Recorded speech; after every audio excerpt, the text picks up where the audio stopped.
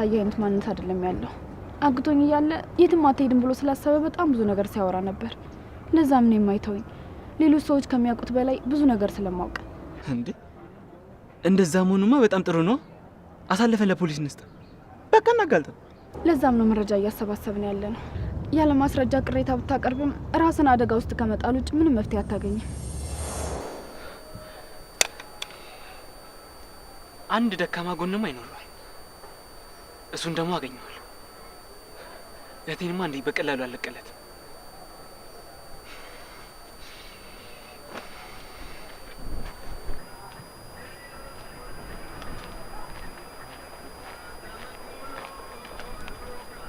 አዳጊያች እንዴት ነህ? ምንድነው እዚህ መሬት የምትቆፍረው? የምታወጣው ነገር አለ እንዴ? ምን የሆንኩ ነገር አለ?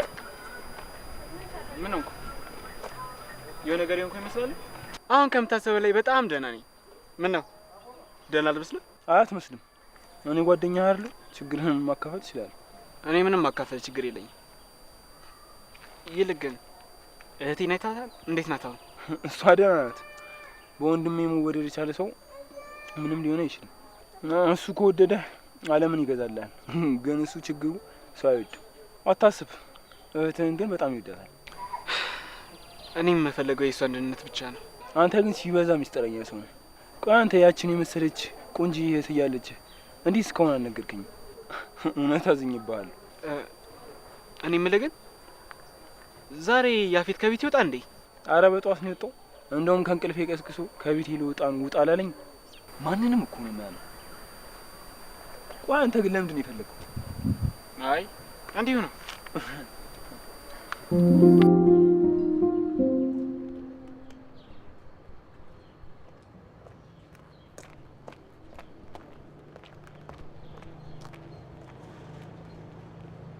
ሄሎ አቶ ያፌት እንዴት ነህ? አቤት ወይዘሮ ሉሊት። በጣም አስቸኳይ የምነግርህ ነገር ነበረኝ። ስለ ኤፍራታ ነው። ከቻልክ ላገኝ እችላለሁ እባክህን? ስለ ኤፍራታ? ስለ እሷ ምንድን ነው የምትነግሪኝ? ያፌትዬ ይቅርታ አድርግልኝና ይሄ ነገር በስልክ የሚወራ ነገር አይደለም እና ከቻልክ ሻይ ቡና እያልን ብናወራ ደስ ይለኛል። አንድ አስቸኳይ መጨረስ ያለብኝ ጉዳይ አለ። እሱን ስጨርስ እደውልልሻለሁ። እሺ ያፌትዬ አማቼ፣ ሲመች ደውልልኝ። ስልክ እንጠብቃለሁ። አአ ዛሬም ጆሮ ላይ ዘጋው። ጠብቅ አንድ የእጅ ግባ እንጂ እንደፈለኩ አሽከረክራለሁ። ቆይ እንዴ ልጆቻለ ማለት ራስሽን ስለስተይ ልትኝ የፈለግሽው ገብቶኛል። ግን ያው ሁሉ ነገር ድራማ ነበር። እነዛም ሁሉ ሴቶች በፊት ሲደፈሩ አሳይታችሁኛል።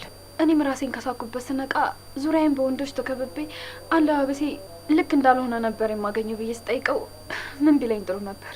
ምን አለሽ? ለአንድ ባለሀብት ሊሸጠኝ ነበር። ባለሀብቱ ደግሞ የሚፈልገው ምንም ሳልነካካ እስከ ሙሉ ክብሬ ነበር። ይሄንን ማመን አልችልም። እንዴት አፉን ሞልቶ እንደዚህ አይነት ምላሽ ሊሰጥ ይቻላል? ነው እንደዛ አለኝ። ይሄ ቆሻሻ። ቆይ ግን እንዴት ወንድሜ አብረሽው ተኝተሽ ሊያስታውስ አልቻለም? ያኔ ቢኒያም ደግፎት የመጣ ጊዜ አስታውሽ? በጣም ሰብሮ ነበር። ግን በዚህ ልክ ምሽቱን ይረሳል ብዬ አላሰብኩም ነበር። ወይ ወንድሜ፣ አንዳንዴ እኮ እንዴት እንደሚያበሽቀኝ በጣም ነው የምናደድበት። በቃ አሁን ልሄድ። ያፌት ከቤት እንዳልወጣ አስጠንቅቆኝ ነው ሳይቆልፍብኝ ሄደው። ከዚህ በኋላ ሚስቴ ነች ምንም አታመጣም ብሎ ሳይቆልፍብኝ ጥሎኝ ወጣ። ማለት እየቆለፈብሽ ነበር የሚሄደው? አዎ፣ ትናንት ማታ እንደነገርኳችሁ በሆነ መንገድ ሰርጋችን እንደሚስተጓጉል ያውቅ ነበር። ይሄ እስስት አሳዩዋለሁ። አንቺ ብቻ ትዕግስት ይኖርሽ እሺ? ደግሞ ራስሽን ጠብቂ እሺ?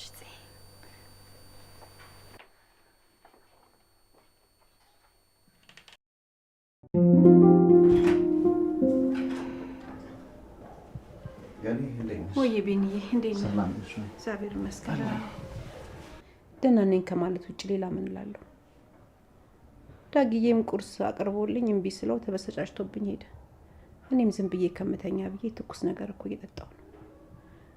ይልቅ የኔን ተውና አንተ ደህና ነህ? ምን ሆነሃል? ፊትህ እኮ ጥሩ አይደለም። ቺ ጽነጫ ስልክ ብደውልላት አታነሳ። ቴክስት አደረኩላት እስካሁን ያው አልመለሰች። ናታን ጋር ደውዬለት ደህና እንደሆኑ ነገረኝ።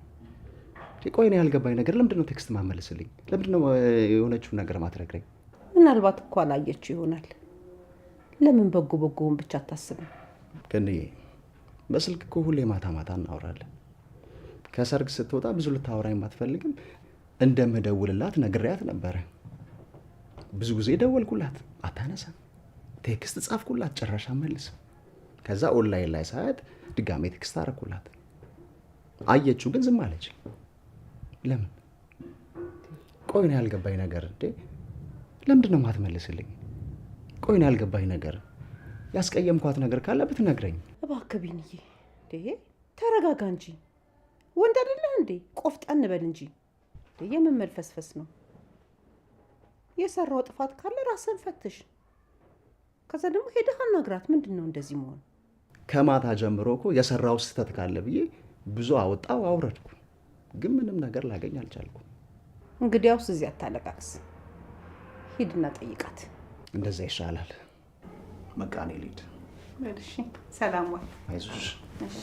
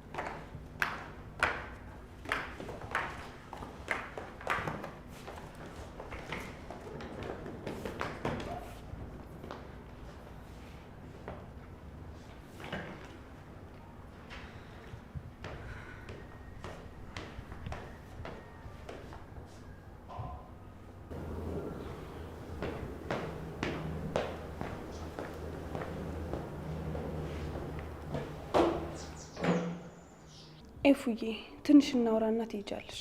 አይ ብሄድ ይሻላል። ባለቤቴ ወደ ቤት ሲገባ ሊያጠኛ አይገባም። እኔን ካጣ ይከፋዋል። በነገራችን ላይ እንዳገባሽ እናውቃለን። አስሬ ባለቤቴ ማለት አይጠበቅብሽ። ለምንድን ነው እንደዚህ የምታየው?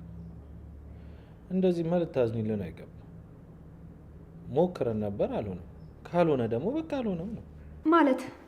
ካልሆነ አልሆነም ማለት እንደዚህ ቀላል ነው? አዎ ቀላል ነው። ትዳር መያዝና ልብስን ጠቅልሎ መሄድ እንደዚህ ቀላል ከሆነ አብቅቷል ማለት ለምን አይቀልም? እንደውም በጣም ቀላል ነው። የኔ ናታን ምንድን ነው? ምን ሆነ ነው? ከዚህ በኋላ እኔም ያንቺ አንቺም የኔ አይደለሽም። ስለ እኔ ህመም አይመለከትሽም። ቸኩያለሁ ምናምን ስትይ አልነበር? በቃ ሂጂ። የራሴን ቁስል ራሴ አክማለሁ። ወንድሜ ምን ሆነ ነው? በጣም ተጎድተሃል እኮ። ደህና ነኝ። አንቺ ብዙ አትጨነቂ። ደግሞ የሆስፒታሉን ነገር አረሰውልሽ። እጭ አሁንስ ለምንድን ነው የምታስጨንቃት? አሁን እኮ ደህና ነች። እንደው ምን ላደርግሽ? ስነግረው ምንም አልሰማኝ አለ። በቃ እኔ መሄድ አልፈልግም አልኩ አይደል እንዴ? እባክሽ አልኮል አምጪልኝ። አሁን ከአንቺ ይልቅ እሱ ነው ወደ ሆስፒታል መሄድ ያለበት። አልሰማሽኝም እንዴ? ስለ እኔ አይመለከትሽም። ይልቅ ባለቤትሽ ቶሎ ሳይመለስ ወደ ቤት ሂጂ። አሁን እዚህ አንፈልግሽም። አንቺ በሌለሽ ሰዓት ደስተኞች ነበር፣ ሰላም ነበር። አሁን አንቺ መተሽ ግን በጠበጥሽ። በቃ ወደ ቤትሽ ሂጂ። እሺ፣ በጣም ይቅርታ።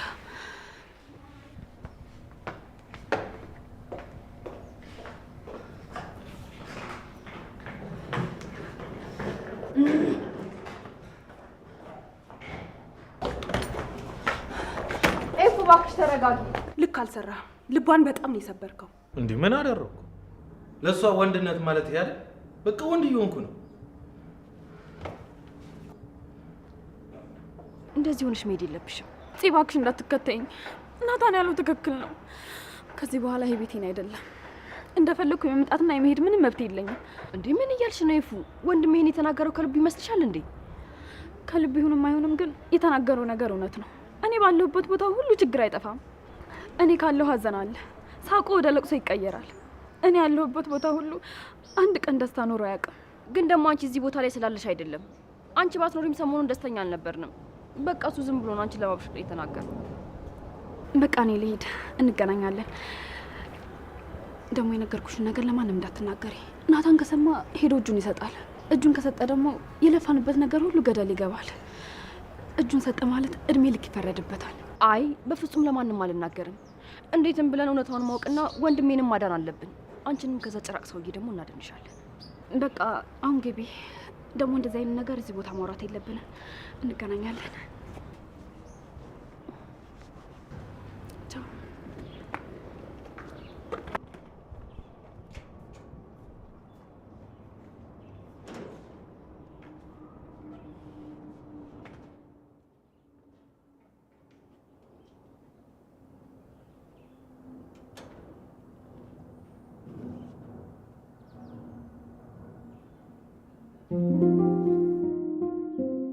እስኪ ንገሪኝ፣ እየሰማሁሽ ነው። በስልክ የማይነገረው ትልቁ ጉዳይ ምን ይሆን ባክሽ? አውቃለሁ አቶ በፊት እኔን አትወደኝም። ምንም ነገር ብልህም አታምነኝም። ግን ደግሞ ይሄን እያየው ዝም ማለት ስለማልችል ነው። ይኸውልህ ካንተ ይልቅ ኤፍራታ ለኔ በደንብ ትቀርበኛለች። ግን ደግሞ አንድ ሴት ካገባች ያውም በመጀመሪያው ቀን ከድሮ ፍቅረኛዋ ጋር ጋጠወጥ የሚያስብል ነገር መፈጸም የለባትም። ደግሞ እኔ አንተን ሳስብህ በጣም አሳዘንከኝ። ማለት አልገባኝም። ምን እያልሽ ነው? ባለቤተኛ ቤት እንደመጣች አታውቅም? እሷ መቼም ቢሆን ያለኝ ፍቃድ በፍጹም እዛ ቤት ትሄድ አትችልም። እሺ ካላመንከኝ እንደፈለግ። እኔ ግን መምጣቷ አይደለም ያናደደኝ። መምጣቷንማ ትምጣ። ያ ቤት ያደገችበት ክፉና ደጉን ያሳለፈችበት ነው። እኔም አንተም እዛ ትምጪ ማለት አንችልም። ግን ደግሞ ከመጣች በኋላ ከናታን ጋር የነበራት ቅርበት እንደ ባለ ትዳር አልነበረም። ትናንትና አንተን አስተኝተው ቀለበት ለማሰር መሞከራቸው ሳያንስ አሁን ደግሞ እንደዚህ መደረጉ እኔ እንጃ ተገቢ አይመስለኝም። ምንድን ነው ያልሽው? ስለምን ቀለበት ነው የምታወሪው? እኮ አንተ ስለ ቀለበቱ ምንም ነገር አልሰማህም? አንተ ራስህን ስትነቃ ተኝተህ እያለ ምን እንደተከናወነ የነገረ ሰው የለም? ወይዘሮ ሉሊት ማንም ምንም ነገር አልነገረኝም አልኩሽ አይደል? ለምን ምን እንደተፈጠረ በቀጥታ አትነግሪኝም? እሱማ እነግርሃለሁ፣ ግን ማንም ሰው እንዴት ምንም ነገር አላለህም ብዬ በጣም ገርሞኝና አሳዝነኝ ነው እንጂ። እባክሽ ምን እንደተፈጠረ በቀጥታ ተናገሪ አልኩሽ እኮ። ይኸውልህ አንተ ራስህን እንድትስት ያደረጉ በቤዛ እርዳታ ናታን ለኤፍራታ ቀለበት ገዝቶላት ነበር። እንደነሱ አሰብ ከሆነማ ለኤፍራታ ቀለበት አስሮላት ካንተ መሰወር ደግሞ ተይዞ መጥፋት ነበረ። ግን አልሆነም። ከመኪናው ውረጅ። አቶ አፊት እኔ እኮ ለራስህ አስቤ ነው የነገርኩህ። ለምንድን ነው ከመኪናው ውረጅ የምትለኝ? ከመኪናው ውረጅልኝ አልኩሽ አይደል እንዴ? አሰሚም እንዴ? ከፈለኩሽ እኔ ራሴ እደውላለሁ። ውረጅልኝ። ድሮም ሲያዝኑላችሁ አትወዱም። የራስህ ጉዳይ። እኔ ራስህ አሳዘነኝ ነው እንጂ ምን አገባኝ?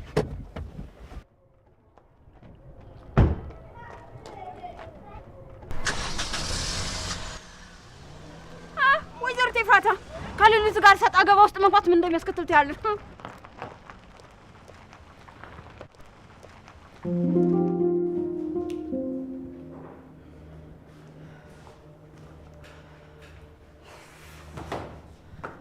እውነት ወንድሜ ምንም ጥሩ አልሰራህም።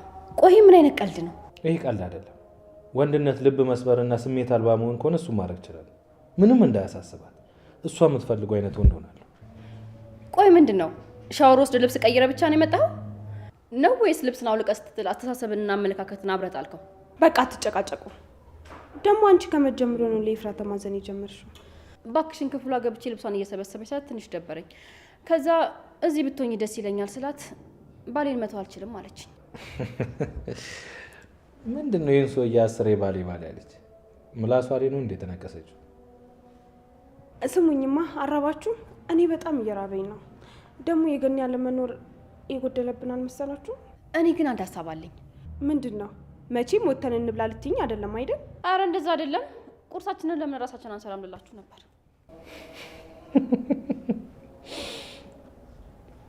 ምንድን ነው የምትሰሪው? ምግብ መስራት በማንከሽከሻ ፈንዲሻ እንደመቁላት ቀላል መሰለሽ? ተዋናቱ የሰው ሞራል ላይማ እንደዚህ አትረማመድ። ደግሞ ከዚህ በኋላ ሰራተኛ መቅጠር አያስፈልገንም። እኔ የምልህ እዚህ እናቱ ምግብ መስራት ይችላል አይደል? አቤት ወይዘሮ ቤዛ ብንከባበር አይሻልም? ከእናቱ ጋር ስለሚውል ምግብ መስራት ይችላል ብላችሁማ ቀልዱልኝ። ሲቀጥል የቤት ሰራተኛ ማቀጥሩት እኔን ተማምናችሁ ነው? ውይ ይቅርታ፣ እኔ በጣም ስራ አለብኝ። አረ ተረጋጋ። አሁን አንተን ማን ስራ አለክ? በቃ ቢያንስ እኛን አስተምረን። የተረዳሁት ነገር ቢኖር ለራሴ ያለሁት ራሴ ብቻ ነኝ። ማንንም መጠበቅ የለብኝም። ብዙ ነገሮችን በፈለግኩ ሰዓት በጠየቅኩ ሰዓት እየቀረበልኝ እምቢ መባልንና ማጣትን ለመልመድ ብዙ ተቸግሬ ነበር። አሁን ግን ሁሉም ነገር ገብቶኛል። ማግኘት እንዳለም ማጣትም አለ። እሺ መባል እንዳለም እምቢ መባል እንዳለም ተረድቻለሁ። ከዚህ በኋላ ኃላፊነቶችን ራሴ መውሰድ ፈልጋለሁ። የምበላውን መስራት፣ የበላውበትን ማጠብ፣ የተኛውበትን ማንጠፍ፣ በቃ ሁሉንም ነገር ራሴ ማድረግ ፈልጋለሁ። ቤዝ እንዲህ ተቀየሬ ስላየሁሽ በጣም ደስ ብሎኛል። የሰው ልጅ ጊዜ ይወስዳል እንጂ መቀየር እንደሚችል ባንቺ አይቻለሁ። የሰው መጥፎ የለውም የባህሪ እንጂ። ይሄ ደግሞ ምን ማለት ነው? በተለምዶ አይተሽ ከሆነ እንትናን በጣም ስጠላው ላየው ራሱ አልፈልግም ምናምን ይባላል። ይሄ ግን ከሰውነቱ ጋር ምንም ያገናኘው ነገር የለም ከባህሪው ጋር እንጂ። ለምሳሌ ራሴ ጠቀሰልሽ። ለመጀመሪያ ጊዜ የማያቀኝ ሰው ሲያይኝ ሰውነቴን ወይም ደግሞ ቦዲዬን ነው። ከዛ ወይ ዋው ይላል ወይም ደግሞ ይጠላኛል። ክፉ ልሁን ደግ ልሁን ግን አያውቁም። ልክ ሲቀርቡኝና አስተሳሰቤን ሲያውቁ ግን ክፉ ልሁን ወይም ደግሞ ደግ ልሁን የዛን ያውቃሉ። ይሄ ደግሞ ምንን ያሳያል? ለሰው ልጅ መገለጫው ሰውነቱ ሳይሆን አስተሳሰቡ ነው ማለት ነው። አስተሳሰብ ደግሞ የሚለወጥ ነገር ነው።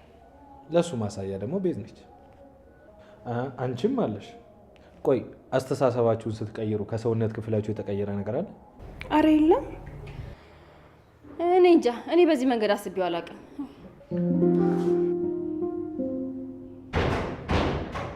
ኤፍራታ!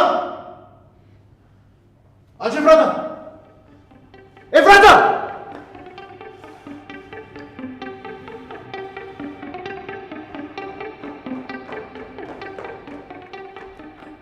አቤት! ምን ተፈጥሮ እንደዚህ የምጮኸው? የት ነበርሽ? የሰማው ነገር አለ?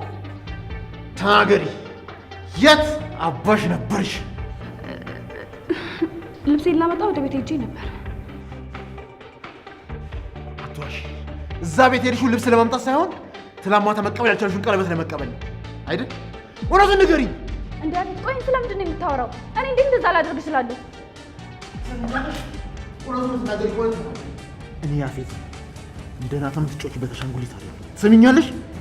እውነቱን ተናገሪ።